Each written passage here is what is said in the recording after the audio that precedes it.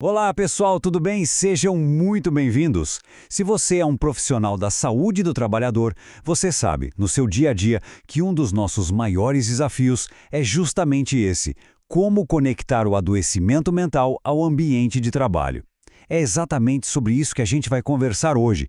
Nosso objetivo é descomplicar o nexo causal de um jeito bem prático, para te ajudar na sua atuação. Para a gente começar a pensar sobre isso, olha só essa frase. Pode parecer forte, né? Sociedade dos adoecimentos no trabalho. Mas, na verdade, não é um exagero. Ela captura exatamente a realidade que a gente vê todos os dias. O tipo de adoecimento mudou e a nossa forma de analisar, bom, ela precisa acompanhar essa mudança. E olha, isso não é só uma impressão, não. É um dado concreto, um fato. No Brasil, os transtornos mentais e comportamentais já são a terceira maior causa de afastamento do trabalho que gera um benefício. Isso mostra que o sofrimento psíquico deixou de ser uma questão só do indivíduo, sabe? Ele se tornou um problema de saúde pública, diretamente ligado ao mundo do trabalho. Para a gente organizar a nossa conversa, a gente vai seguir esse roteiro aqui, tá bom? Primeiro, vamos entender o tamanho da crise. Depois, a gente mergulha no desafio do nexo causal e na diferença entre causa e concausa. Em seguida, vamos ver como a perícia funciona na prática e, para fechar, como o nosso trabalho pode de fato transformar os ambientes. Vamos lá? Então vamos começar pelo começo, a crise do adoecimento mental. A grande virada de chave que a gente precisa entender é justamente a mudança no perfil desses adoecimentos. Aconteceu o que alguns autores chamam de migração do mal-estar. Ele saiu do corpo físico e foi para a mente. Se antes as Ler/Dort foram o primeiro grande alerta, hoje o que a gente enfrenta é uma verdadeira epidemia de burnout, depressão, ansiedade, e isso exige de nós, profissionais, uma nova forma de investigar, um novo olhar. Isso nos leva direto para o coração da nossa discussão, que é o nosso segundo ponto, o desafio do nexo causal. E boa parte da dificuldade está aqui, nesse contraste. Pensa só. A nossa legislação, como a CLT, foi criada pensando lá no modelo industrial fordista, focada em riscos que a gente vê, que a gente mede, físicos, químicos. Mas a realidade de hoje é outra, né? A gente fala de riscos psicossociais, de sobrecarga mental, de relações de trabalho tóxicas. São fatores invisíveis que a lei quase não enxerga e isso cria um baita vácuo legislativo. Tá, mas afinal, o que é esse tal de nexo causal? De um jeito bem simples, é a prova da ligação, da conexão de causa e efeito entre a doença e o trabalho. É o elo que fundamenta todo o processo.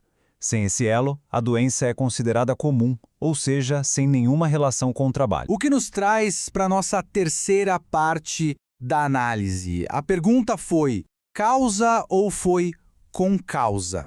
Para a gente conseguir estabelecer esse nexo em casos de saúde mental, a gente precisa de ferramentas, de um raciocínio técnico para responder a pergunta-chave. O trabalho foi a causa direta do problema ou ele foi um fator que contribuiu? E a classificação de Schilling é uma ferramenta fantástica para isso.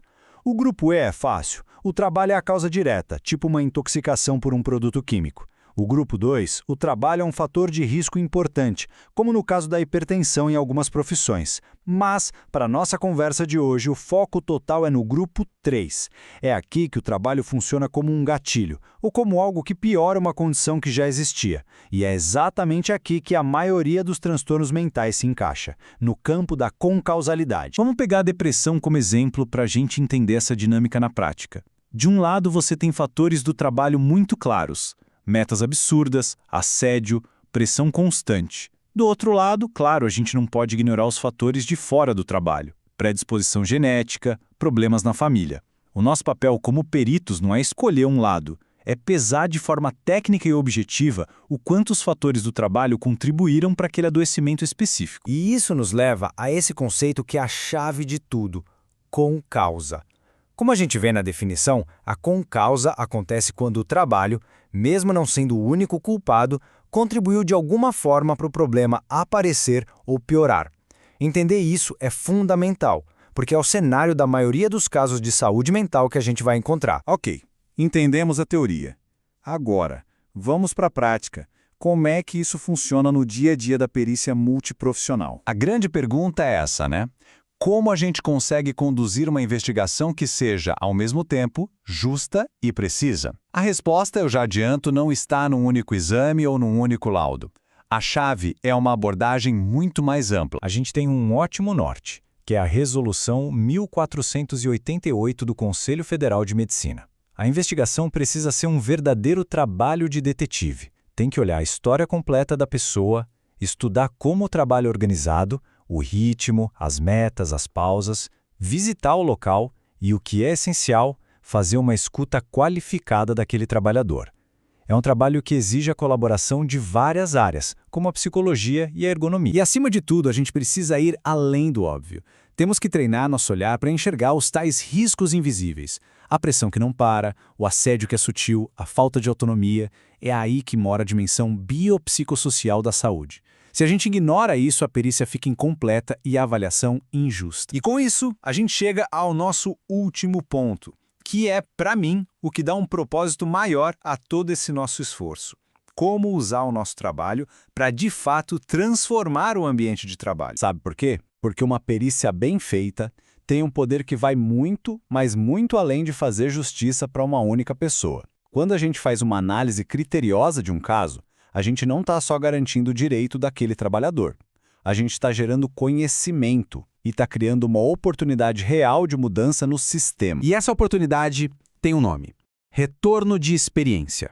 Esse é um conceito poderoso. Pensa assim, o nosso laudo, quando ele aponta as causas do adoecimento, ele vira um feedback, um retorno crucial para a empresa.